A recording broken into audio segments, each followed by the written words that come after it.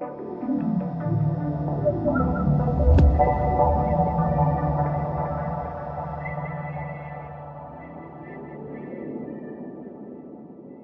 this tutorial, we will be focusing our attention on the Perform window of Absinthe 5. The Perform window is where all the information concerning control parameters are located. Additionally, you will also find here global settings that affect the factory presets in Absinthe. As you can see, the Perform window is divided in 4 general groups or areas containing different settings. The horizontal global settings bar, located on the top, the master envelope window at the right, the audio in section, and this main window which contains the controllers, assignment, MIDI, note, tuning, and audio mod tabs displaying different settings. Let me first give you a general overview of this window so you can understand where you should go to when you are looking to configure your MIDI controller buttons, keys, or knobs for different and specific actions. These first 3 pages, Controls, Assignments, and MIDI, allow you to configure the input control signals and connect each of them with the targeted parameters. The Note page enables you to undertake smaller glide and scale adjustments that influence the behavior of Absinthe 5 upon each of the notes being played. The Tuning page edits selected tunings and allows you to set your own tunings. As for the Audio Mod page, it enables you to set an envelope follower that sets control signals from audio signals. The Global Settings bar displays some of the most in-handy options when it comes to MIDI controlling. It has a polyphony control, which allows you to set the number of voices from 1 to 64. This option will affect any preset or sound being generated. It is useful when you have chosen a preset that doesn't allow you to play chords, only single notes. This happens because the number of voices is set to 1. Raising the number of voices will allow you to play different notes at the same time and thus playing chords. Next, you have a dB level control. This option sets the output value for the current preset. You can raise your master volume up to 64 dBs or lower it down by any amount. The MIDI channel drop-down menu displays a total of 16 selectable MIDI channels that allow you to specify which channel you want Absinthe to be controlled by. By setting one specific MIDI channel, Absinthe will only react to incoming MIDI messages sent through that same channel. With the Omni option selected on the bottom of the list, Absinthe will react to every MIDI message received, no matter what channel it is being sent through. The BPM option sets the global tempo. This will affect every modulating, pulsing, or effect that depend on tempo, for example echo or delay effects. Transpose shifts the global pitch into half-tone steps. It provides a very accurate transposing resolution, which can be set to minimum step values.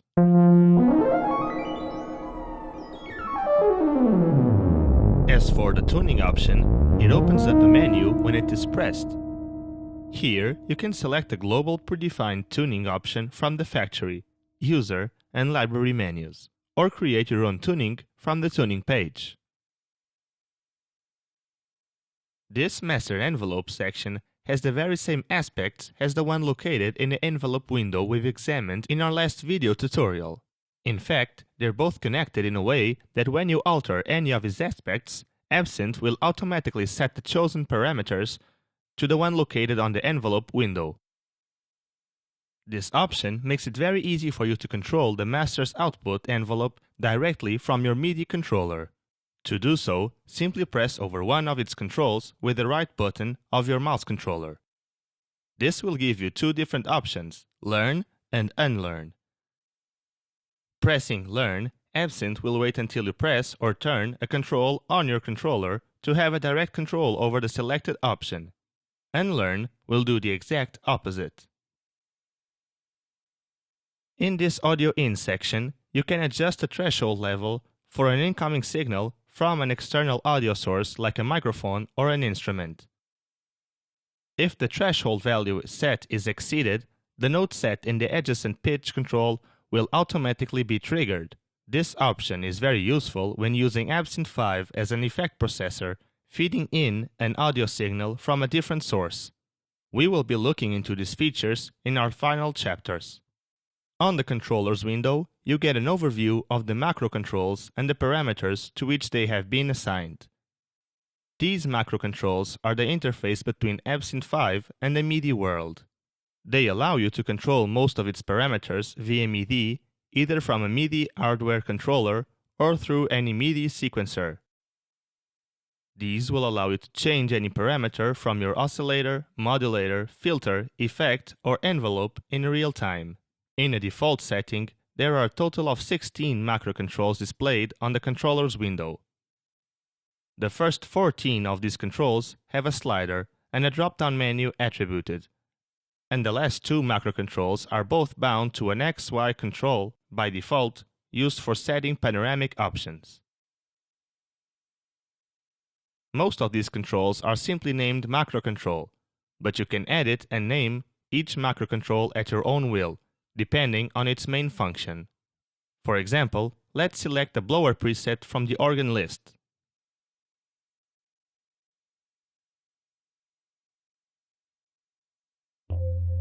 As you can see, in this case, there are already several macro controls attributed and named after different functions.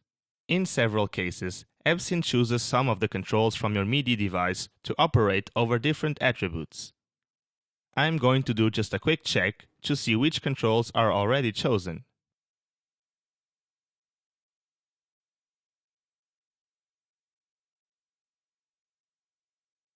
By choosing MIDI Learn from the drop-down menu of each of the macro controls, you can change the selected control or select a new one to act over a specific parameter.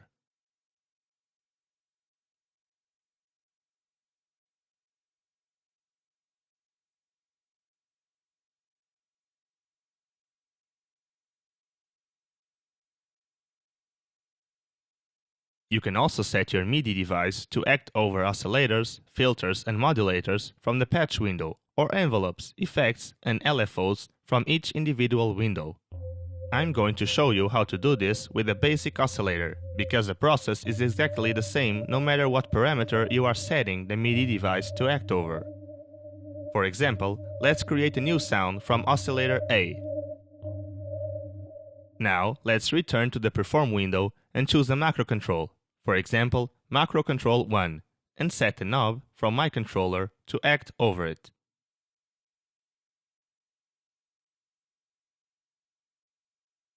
As you can see, its name is still Macro Control 1, but now the MIDI control change number is set to CC71, which is the number of the control I am using on my external MIDI controller. Back on the patch window, I am going to set it as a controller for the frequency in which the oscillator is generating sound. To do so, simply press over the frequency display with the right button of your mouse controller and set it to Macro Control 1. Now, let's return to the Perform window. As you can see, Absinthe automatically renamed the macro control to oscillator main pitch.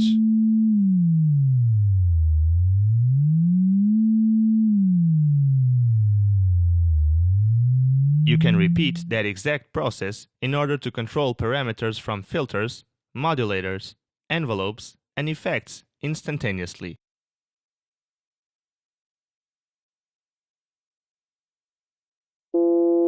On the assignments page, you can fine-tune every individual macro control and set it to act over several available parameters at the same time.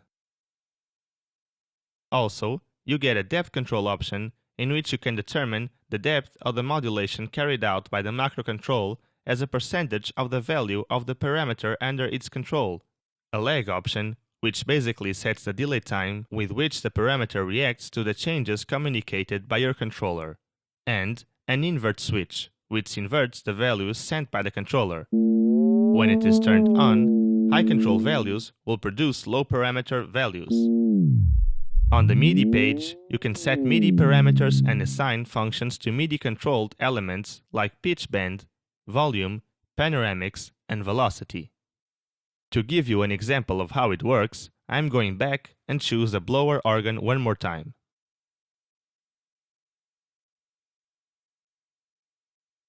The pitch bend control on your MIDI controller should be by default associated with a pitch bend slider on the Absinthe virtual keyboard.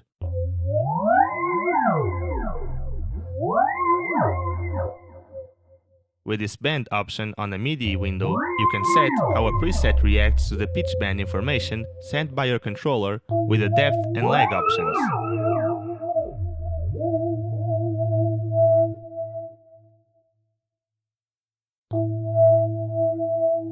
Same thing happens in the volume and panoramic menus after assigning a macro control for each option. Velocity is basically the strength with which you hit a note on your keyboard.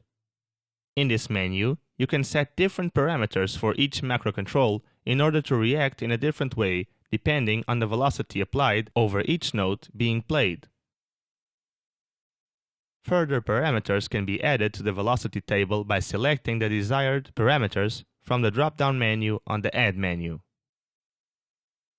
As for the note page, you can establish how much of a parameter is modulated depending on the played note. This way, you can actually establish an individual relation between the parameter modulated and basically every key on your keyboard. The glide option produces an effect called glissando or portamento in other instruments, which is something like a gradual transition between multiple notes.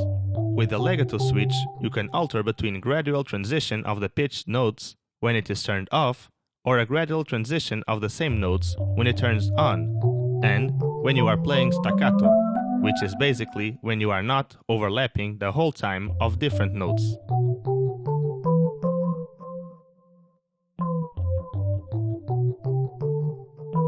The tuning window is in fact very complex. In this menu, you can set a tuning scale of your own without following the common keyboard scales, so you can basically produce any desired alternative tuning of your own. You can select to edit or create a new different tuning by opening the tuning option on the global setting bar. You can then select a specific key to attribute a note, frequency, bass key, ratio, and place it within an octave. The last option on this Perform window is the Audio Mod tab. With this function, you can derive modulation signals from audio signals. This follows the principle of an envelope follower module, meaning that the 4 audio signal analysis paths A to D, when activated, analyze the level of audio transmitted to it, and then makes a result of the analysis when the signal has its output as a modulation signal.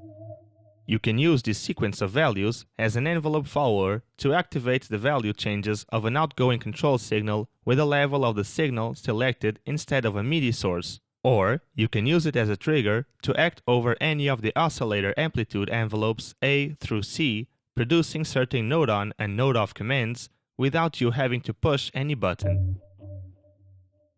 You can use this option, for example, when working with Absinthe as an effect processor and wanting it to activate or deactivate automatically.